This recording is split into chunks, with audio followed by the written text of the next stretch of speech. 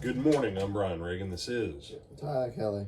And we welcome you on this Monday morning to Mornings with Brian and Tyler. Today, as we look at prosperity and blessing, we are in 1 Samuel chapter 12, verses 12 through 25. Tyler? And when you saw that Nahash, king of the Ammonites, came against you, you said to me, No, but a king shall reign over us, when the Lord your God was your king. Now therefore, here is the king whom you have chosen and whom you have desired. And take note, the Lord has set a king over you. If you fear the Lord and serve him and obey his voice, and do not rebel against the commandment of the Lord, then both you and the king who reigns over you will continue following the Lord your God. However, if you do not obey the voice of the Lord, but rebel against the commandment of the Lord, then the hand of the Lord will be against you as it was against your fathers. Now therefore, stand and see this great thing which the Lord will do before your eyes. Is today not the wheat harvest? I will call to the Lord, and he will send thunder and rain, that you may perceive and see that your wickedness is great, which you have done in the sight of the Lord, in asking a king for yourselves. So Samuel called upon the Lord, and the Lord sent thunder and rain that day, and all the people greatly feared the Lord and Samuel. All the people said to Samuel, Pray to the Lord your God for your servants, so that we may not die. For we have added to all our sins the evil of demanding a king for ourselves. And Samuel said to the people, Do not be afraid, you have done all this evil, yet do not turn aside from following the Lord, but serve the Lord with all your heart, and do not turn aside after useless things that cannot profit or save, for they are useless. For the Lord will not cast away his people for his great name's sake, because it has pleased the Lord to make you a people for himself. Moreover, as for me, far be it from me that I should sin against the Lord by ceasing to pray for you.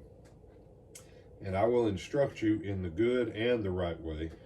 Only fear the Lord and serve him faithfully with all your heart, for consider what great things he has done for you. But if you still do wickedly, you shall be swept away, both you and your king. So a couple different things going on here.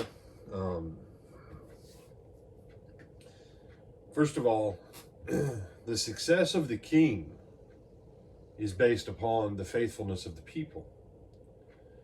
And in America, right now, we have this mindset that if we just get the right president, the whole country will turn around. But the fact is, the president, the king, whomever may be at the top, if the people that he wants to lead are an evil people, it'll be the downfall of that king or that president. And so it's an interesting thing here that Samuel says, you've got your king. You've got your king. But you as the nation have to choose that the Lord will be your God. You have to choose to serve him faithfully. And then that will affect your king. And the simple reason why that is, kings, presidents, whatever you want to call the primary leader or ruler over any nation, almost never goes against what the majority of the people are. Almost never. For one reason. The majority of your people, the majority of your wealth, the majority of all the factors that they look at, most rulers try and be in harmony with that because it's easier to get people to do stuff when they perceive you're on the same page as them. You say, yeah, this is why America's in such a difficult state. 50% of the country wants to be totally wicked, and 50% of the country wants to be somewhat righteous, by which, Tyler said it. The other 50% want to be somewhat less wicked. And so when we're like, how come we can't get a good leader? Because we're not a good people. And he said, I thought this was supposed to be positive. It is. If we in the churches don't start getting back on track, how do we ever think we're going to convince anybody else? The quality of who we are as people, the quality of God's blessing in and upon our lives, has to be such that the world sits up and says, whoa, there might be something to this Christian Jesus thing. And so that's the first part of this. The second part of this is very simple. And this, I'm not even going to pretend this is easy. Some people think prayer is easy. Prayer is not easy. Prayer is simple. I mean, it's so simple. Jesus gave us, a prayer that takes about 25 seconds at the most to say, Our Father, which art in heaven. You say, well, no. When you can't think of what to pray, when you're having a hard time with words, pray the prayer that the Lord taught us. Our Father, which art in heaven, hallowed be thy name. Let that be where you start. But Samuel says what? Far be it from me that I should sin against God in not praying for y'all. Part of the path to blessing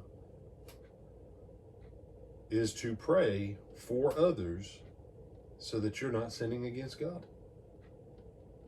Now, some of you, this is the first time you've been told this. But that's what Samuel says. It's a sin against God for him to not pray for them. And then as he's praying for them, what does he say? I will instruct you in the good and the right way.